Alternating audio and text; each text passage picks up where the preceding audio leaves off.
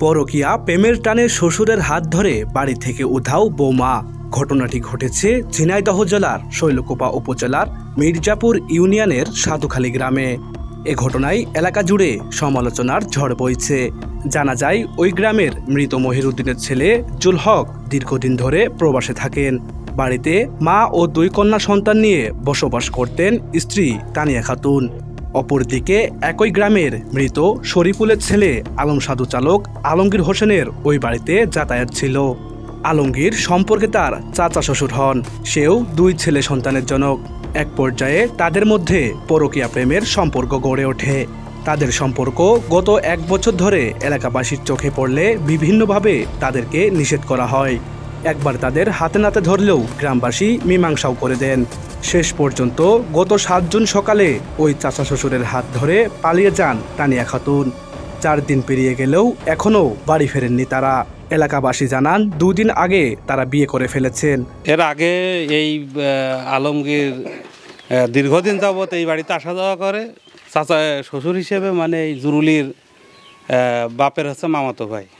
তো এর আগেও এই ঘটনা ঘটিয়েছে, তখন নিয়ে আসা হয়েছে বা এরা নিয়ে গেছে এই কর্তৃপক্ষ বা এদের আমাদের গ্রামে যারা ওই ছেলের পক্ষের মণ্ডল মাতব্বর আছে তারা এসে তুলে দিয়ে গেছে। তো এখন জুরুলের এই বাড়িতে যে আলমগীর দীর্ঘদিন আসে, আজকে কালকে না, এবং সে বিভিন্ন সময় আমরা এলাকাবাসীর পক্ষ থেকে সামরিকভাবে প্রতিবাদ করেছি, মৌখিকভাবে, কিন্তু তাতেও কোনো কাজ হয়নি। এবং নিয়ারেস্ট মনে হয় মাসখানিক আগে আরেকবার ঘটনা ঘটিয়েছে। সেই ঘটনা জানাজানি হওয়ার পরেই ফেসবুকে একটা পোস্ট করা হয়। সেই ফেসবুকের পোস্টের সূত্র ধরেই 2 পক্ষের মধ্যে একটা বিবাদ সৃষ্টি হয়েছে। তারপরে দেখা যাচ্ছে যে আক্রমণে এটা খুব গভীর, আরও গভীরতার নেয়। এবং যেদিনে ঘটনা ঘটে সেই দিন আমি শুনলাম যে বিদেশ থেকে কিছু নগদ টাকা পাঠাচ্ছিল এবং কিছু টাকা ব্যাংকে ছিল। সেই টাকাগুলো সবই নিয়ে সে ওই আলমগীরের সাথে চলে যায়। এত আসলে যে সমাজ, আমরা তো সুশীল সমাজের মানুষ, এই সুশীল সমাজটা যারা অশান্ত রূপ নিচ্ছে, যারা আমাদের সমাজের কর্তৃপক্ষ আছে, ইউপি সদস্য বা গ্রাম যারা মাতব্বর আছে, এরা যদি সঠিক বিচার না করে, এরা চাচ্ছে যে এই ছেলে এবং মেয়েকে যার যার জায়গায় ফিরাই নেয়।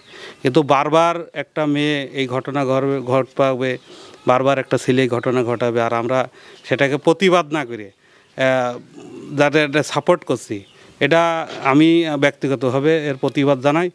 এই বিষয়টা আমরা আজ থেকে দীর্ঘ 1 বছর ধরে জানি।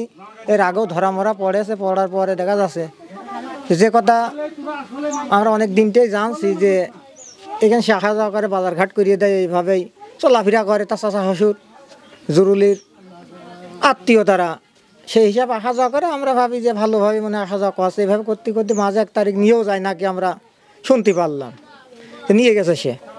তারপরে তার গোষ্ঠীর লোকজন এসে শাসন টাসন করিয়ে বললো ঠিক আছে আর এখানে আসবে না। এইভাবে চলাফেরা করতে করতে দেখা যাচ্ছে আজকে গত 3 দিন 4 দিন হয়ে গেল আবার নিয়ে গেছে। এখন টাকা পয়সার বিষয়টা আমার বাড়ি একটু দ্রুত, আর বলছে টাকা পয়সা গহনা নিয়ে গেছে। কারণ আমরা বলতে চাই যে এই ব্যক্তি এখানে না আসে, আমাদের বাড়ির আশেপাশে, আমরাও একটা লজ্জার বিষয়, আমাদেরও মানুষ খারাপ বলছে যে ওই পাড়াটা পুরাটাই খারাপ। এদের বাড়ি খুব আসা যাওয়া করতো, আমরা প্রতিবাদ করতে গেলে এরা এসে যে উল্টো করতো। এরা বলছে না আমার চাচা হয়, সমস্যা তোদের কি, তোরা বলে আর কিটা, এটা আবার উল্টো মারতে যাইতো মাঘরে। এই জন্য এদের বাড়িতে বেরিয়েও যায়, আমরা দেখতে আসিনি বিশেষ করে। এখন আর কি সামনে বারে বাড়ির পাশে সমাজ নষ্ট আছে, এই জন্য যে আমরা প্রতিবাদ করছি যে এই বাড়ি বহুত আসবেই না। জুল হকের স্বজনদের সাথে কথা বললে তারা জানান, তানিয়া খাতুন পালিয়ে যাওয়ার সময় বাড়ি থেকে কয়েক লক্ষ টাকা ও স্বর্ণালংকার নিয়ে গেছে। এ সময় তারা টাকা ও স্বর্ণ ফিরিয়ে দেওয়ার দাবি জানান। আমার বিটার বউ চলে গিয়েছে, হইলো যে 6 লাখ টাকা নগদে নিয়ে গিয়েছে, আর 3.5 লাখ টাকার গহনা নিয়ে গিয়েছে, আর জিনিসপত্র মেলা নিয়ে গিয়েছে। আমরা ঘুমাইসা নইছি, জিনিসপত্র সব কিছু আলমগীর বউর সাথে করে বের করে নিয়ে চলে গিয়েছে।